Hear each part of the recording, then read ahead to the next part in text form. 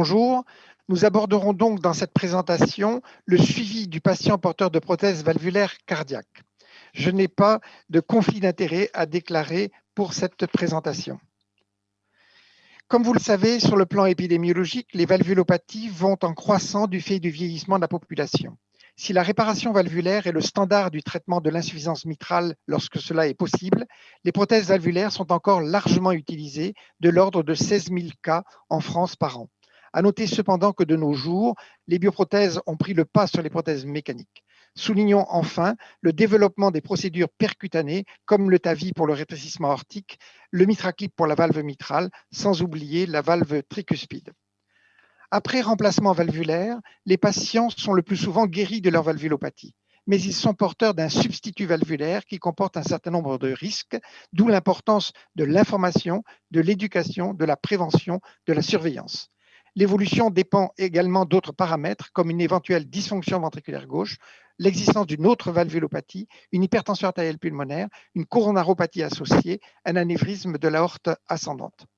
Dans le cadre du suivi, nous aborderons les étapes et situations suivantes: circuit du patient, généraliste, cardiologue, hôpital, recommandations de suivi initial à long terme, prophylaxie d'endocardite, enfin, problèmes spécifiques de l'anticoagulation et du traitement antiplaquettaire.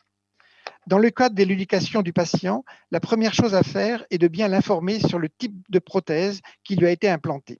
Le patient doit posséder dans son portefeuille la carte d'identité de la prothèse qui répertorie toutes les caractéristiques, valves mécaniques ou valves biologiques, ainsi que les éventuels gestes opératoires associés.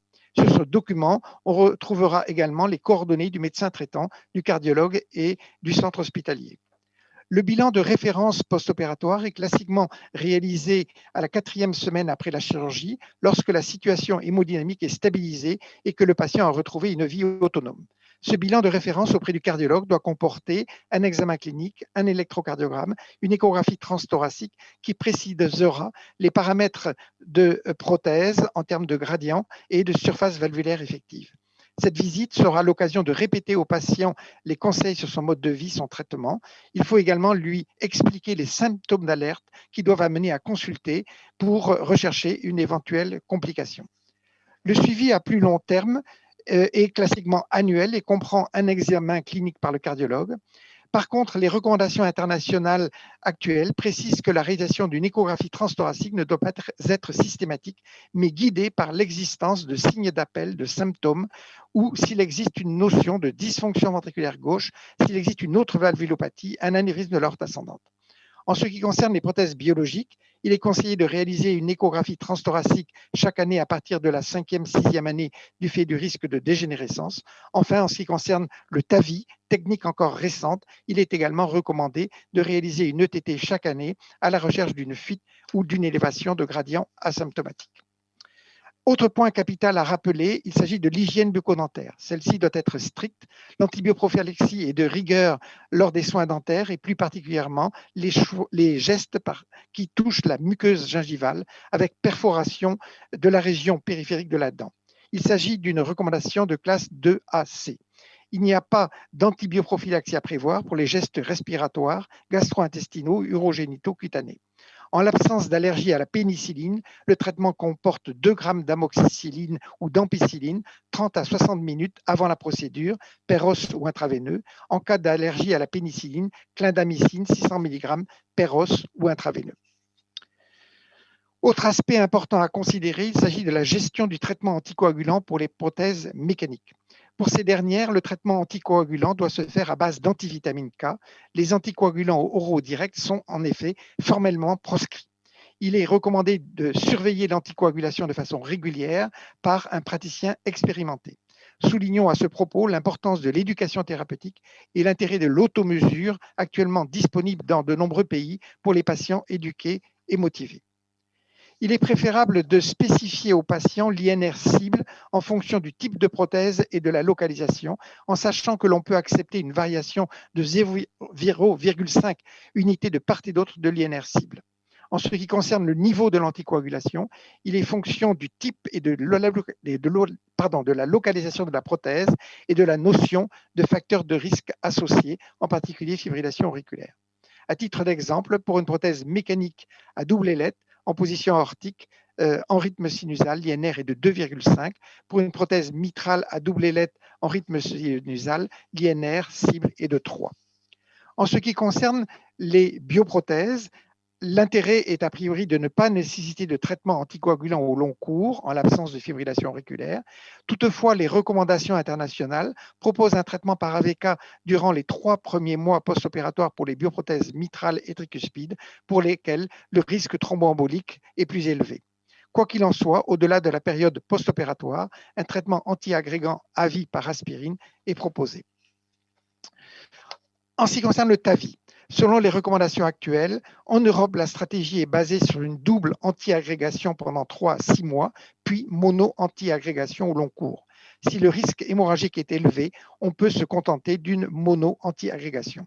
Aux États-Unis, la stratégie est basée également sur l'inhibition de l'agrégation plaquettaire ou bien un traitement anticoagulant par AVK pendant 3 mois. Le relais chez les patients sous AVK pour prothèse mécanique est toujours extrêmement délicat. Il faut opposer les situations les plus simples, patients à bas risque thromboembolique, chirurgie à faible risque hémorragique ou thromboembolique, gestes simples, cutanés ou cataracte.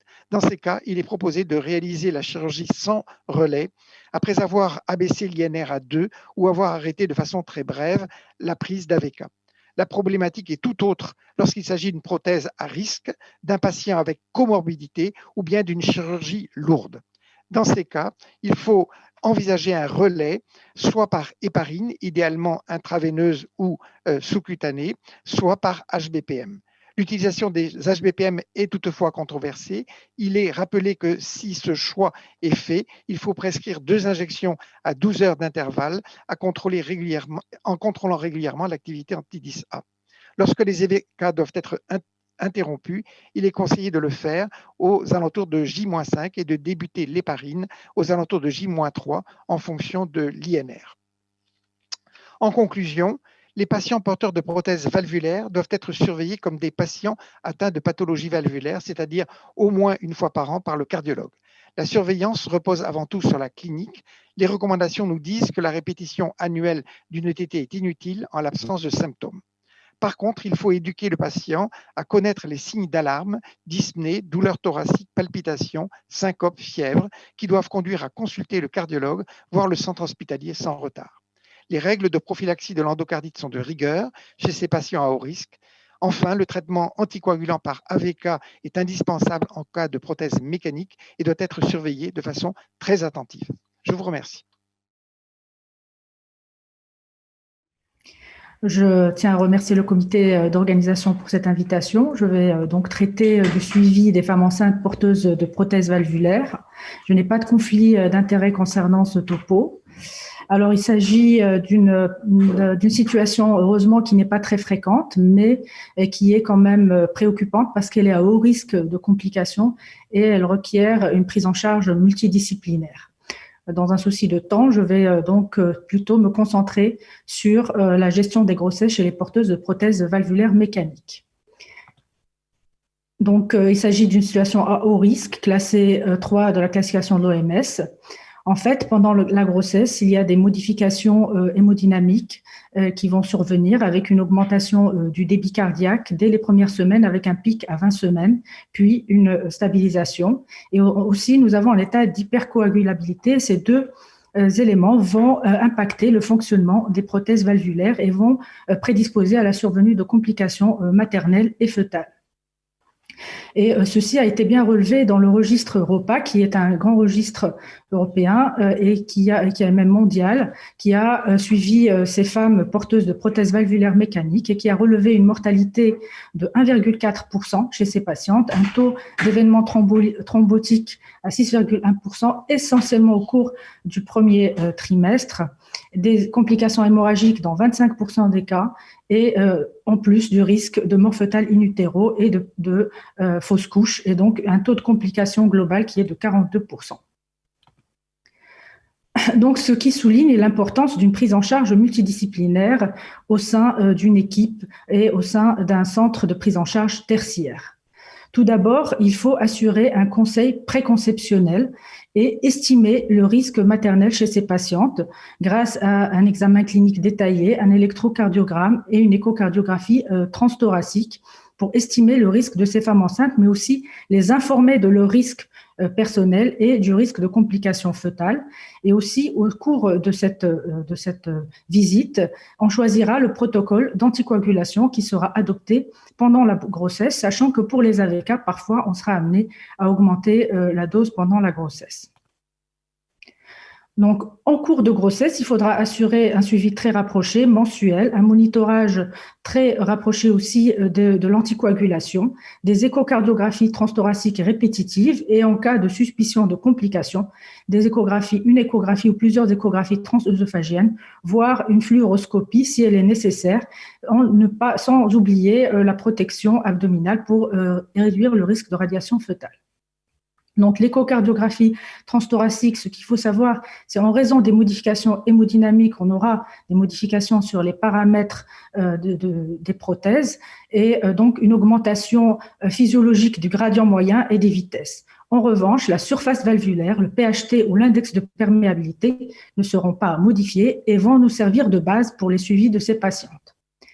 Je vous rapporte ici le cas d'une patiente qui est enceinte à 8 semaines sous HBPM et qui vient pour une échocardiographie. Bien qu'elle soit asymptomatique, on a noté certaines anomalies, une augmentation du gradient moyen, mais surtout un allongement du PHT qui était à 70 millisecondes passé à 130 millisecondes et une réduction de la surface fonctionnelle. Bien que cette patiente soit asymptomatique, nous avons posé l'indication d'une échocardiographie transœsophagienne.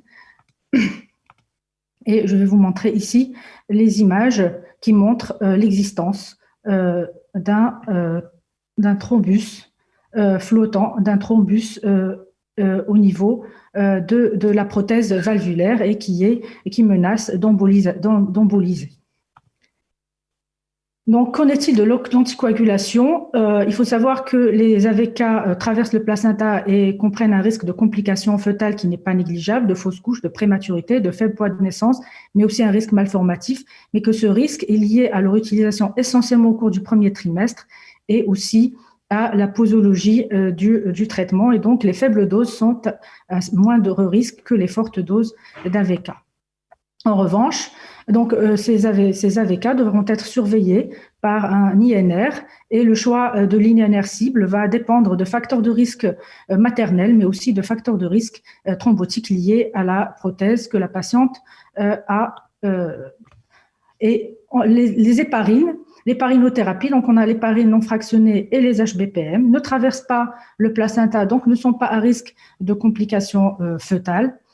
Et lorsqu'on compare la stratégie AVK seule ou AVK en association au cours du premier trimestre avec héparinothérapie ou HBPM, le risque est en faveur des AVK, moindre risque maternel pour les AVK contre les autres stratégies. En revanche, un risque fœtal plus élevé pour les AVK contre les HBPM ou l'héparine non fractionnée. Ce risque fœtal peut être réduit lorsqu'on utilise de faibles doses d'AVK. Et d'où ce tableau qui résume très bien la situation et qui montre que le meilleur compromis, c'est soit les faibles doses d'AVK tout au long de la grossesse avec un risque quand même de complications totales de 20%, ou si on doit utiliser des fortes doses d'AVK, de switcher vers les HBPM avec un risque total qui va être autour de 25%. Et donc, on en revient aux recommandations de la Société européenne qui préconise, lorsque les patientes sont sous faible dose d'AVK, de poursuivre ces AVK sans faire de switch pendant toute la grossesse jusqu'à la 36e semaine. En revanche, pour les patientes qui ont besoin de fortes doses, de doses plus élevées d'anticoagulants, supérieures à 5 mg par jour de warfarine, il propose de switcher vers un HBPM ou une héparine non fractionnée, tout en contrôlant, bien sûr, en intra-hospitalier, leurs paramètres de coagulation. En cas de complications thrombotiques, si le thrombus est de petite taille, on préconisera de l'héparine intraveineuse, mais si le thrombus est de grosse taille, il faudra, si la chirurgie est disponible, adresser ces patientes à la chirurgie, sachant qu'il y a un risque de perte fœtale de 30%, ou alors pour la thrombolyse. Donc, qu'en est-il de l'accouchement? Il faudra préparer cet accouchement, donc à partir de la 36e semaine, arrêter les AVK, prendre relais par HBPM ou héparine non fractionnée et 36 heures avant l'accouchement, passer à l'héparinothérapie non fractionnée pour les arrêter 4 à 6 heures avant l'accouchement et les reprendre 4 à 6 heures après l'accouchement en l'absence de complications hémorragiques. Donc, j'en arrive à conclure. Donc, il s'agit de situations à très haut risque de complications, comme je l'ai démontré au cours de mon topo. J'insiste sur l'importance du conseil préconceptionnel, mais aussi de l'importance du suivi et de la compliance des patientes au sein d'un centre de prise en charge tertiaire, oui, avec une prise en charge multidisciplinaire. Voilà, je vous remercie pour votre attention.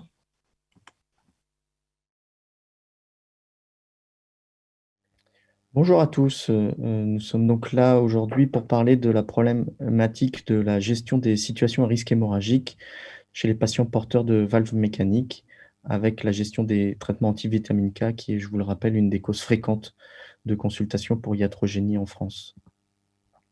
Voici mes liens d'intérêt. Donc, le premier point, c'est qu'il faut évidemment choisir le bon anticoagulant. Et quand on parle de valve mécanique, il s'agit bien entendu d'antivitamine K. Les AOD n'ont pas de place dans cette indication.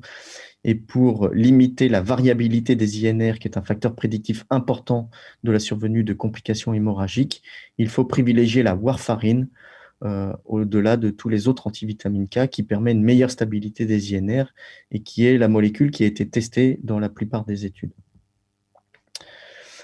Il faut également évidemment choisir le bon INR cible en fonction du type de valve et de la localisation de la valve. Les INR cibles sont plus bas pour la localisation aortique, notamment un INR autour de 2,5 pour les dernières valves mécaniques en position aortique, versus 3 pour les positions mitrales et tricuspides. C'est très important de vous référer aux recommandations en fonction du type de valve qui a été implanté et de la localisation de la valve. Bien sûr, il faut contrôler les INR régulièrement, privilégier très fortement l'éducation thérapeutique et les automesures et le self-management des INR qui permettent de limiter la variabilité des INR, qui est encore une fois un point majeur pour la prévention du risque hémorragique et qui permet également de limiter les événements cliniques liés à cette gestion de l'INR. Les cliniques d'anticoagulants sont également préconisées chez les patients qui gardent des INR très instables malgré l'éducation et le self-management, ou pour les patients qui ont déjà présenté des complications hémorragiques ou thromboemboliques sous traitement. Bien sûr, les INR doivent être contrôlés plus fréquemment chez les patients à haut risque hémorragique.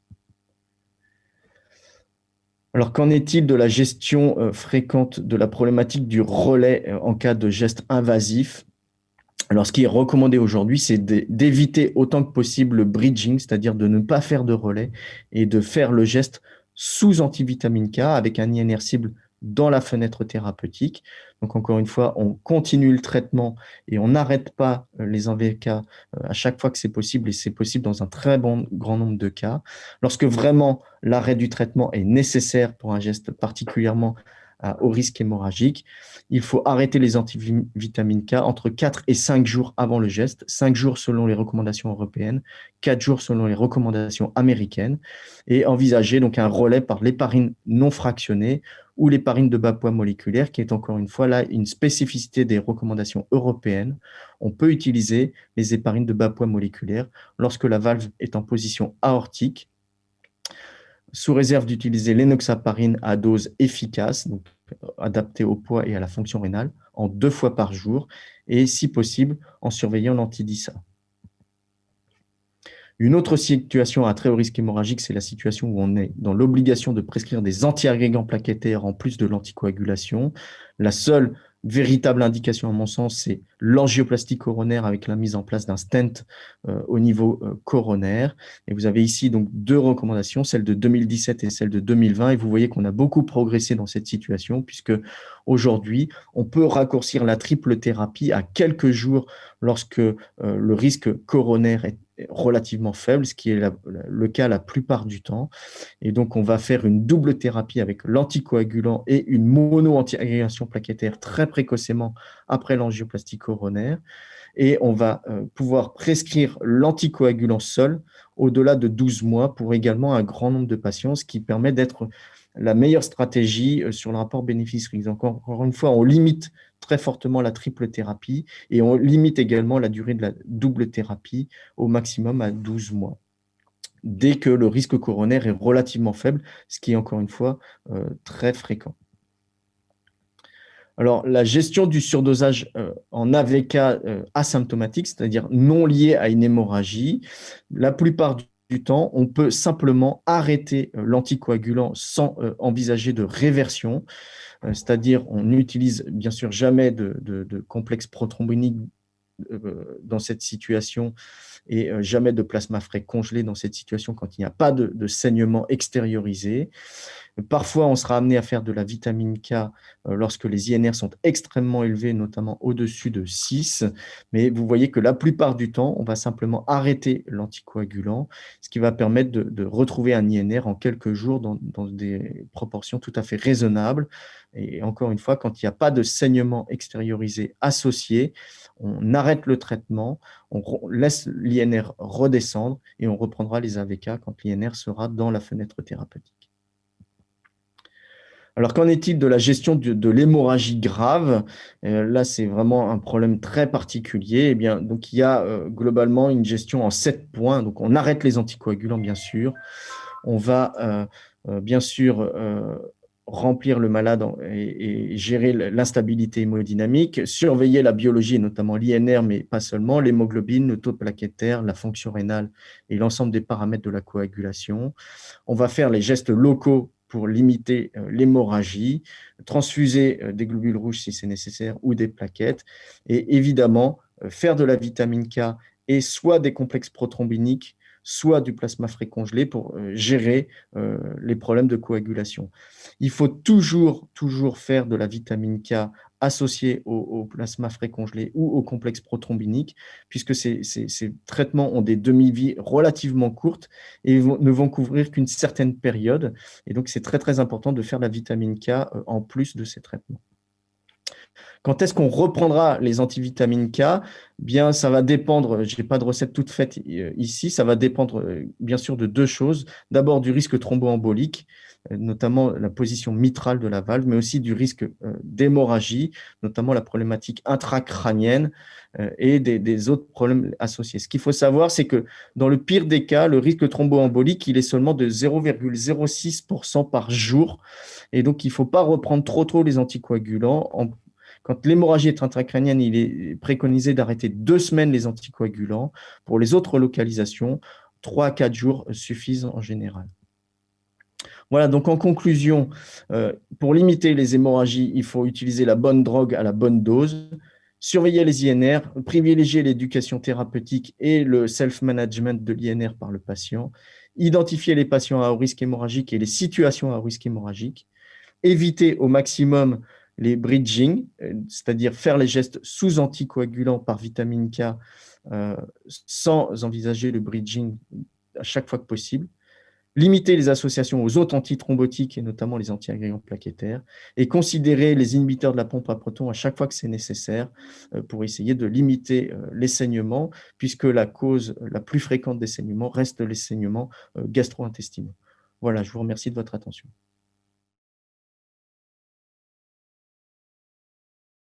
Bonjour, je suis ravie de participer à cette session. Comme vous le savez, le risque thromboembolique lié aux prothèses valvulaires est à la fois donc celui de la prothèse et celui du patient, avec notamment dysfonction VG, arythmie, facteur d'hypercoagulabilité. Ce risque persiste malgré les avancées technologiques et ces patients doivent donc être suivis de manière attentive. La stratégie antithrombotique est bien établie pour les prothèses mécaniques, mais elle reste sujet à débat pour les bioprothèses, avec un risque thromboembolique élevé les premiers mois, une thrombose infraclinique et une place des AOD à asseoir. Quelle est la stratégie antithrombotique optimale?